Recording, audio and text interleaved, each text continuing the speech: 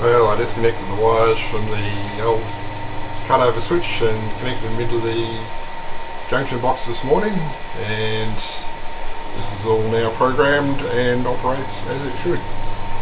The actual switchover is pretty violent, which is why I can see they rated for 2000 automatic switches. So I'll put my note in there, say actually 2026, 2025. Let me think. 2025, I think I said. Peel that one out and have another go. Yeah, so half of 23, 24, then 25, so December 25. Yeah, so programming this little guy is pretty easy. Just have to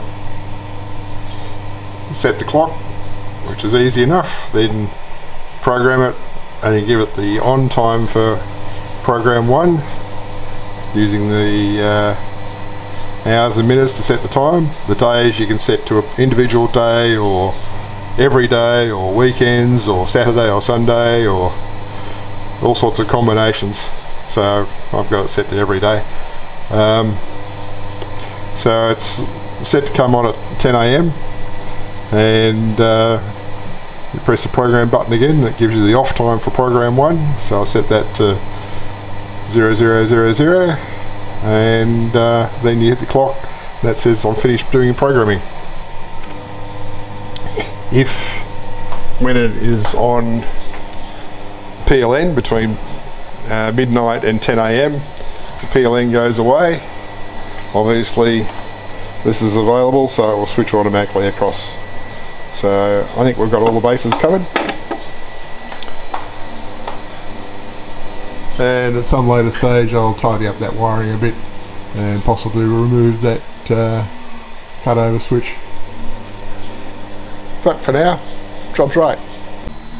Okay, after yesterday's experiment of setting it to be on off-grid from 10 AM to midnight, I chickened out because about 7 PM last night we were pulling about 3.7 kilowatts and I figure that ain't gonna last. So 2.2 kilowatts of that was from the old switchboard, so I did a manual switch over.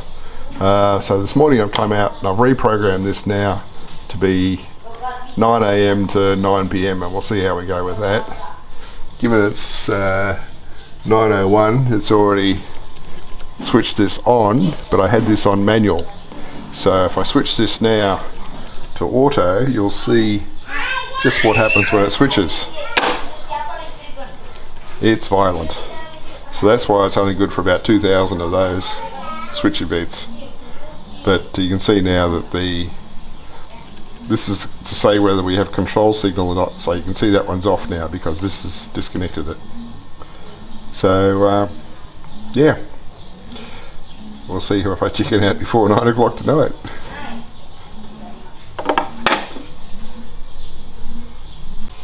Well, the video is going to be short and early this week because I'll be out tomorrow afternoon, Friday.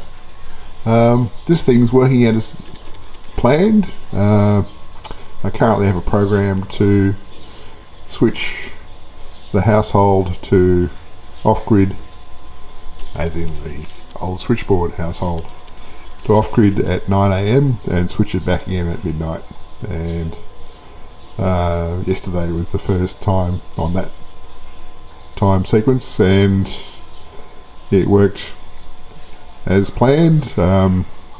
Overnight the household off-grid system started drawing power from the shed off-grid system, and that was still at a healthy state of charge this morning when solar power started coming in, so it's all good.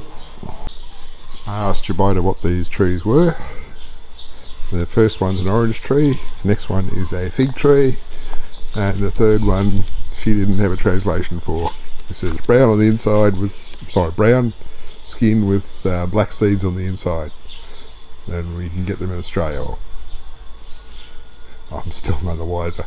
So I'll have to try again for a translation on that one. But the watering system's doing the right thing. You water until we see a bit coming out the bottom, and then turn the timer top off. And we seem to have a bit of a parking garage. All these are the scooters that belong to Dadadang and Jabota. I don't think there's any of Lizu's in here, but I could be wrong. It's, what have we got? I got 6, 7 including the electric one.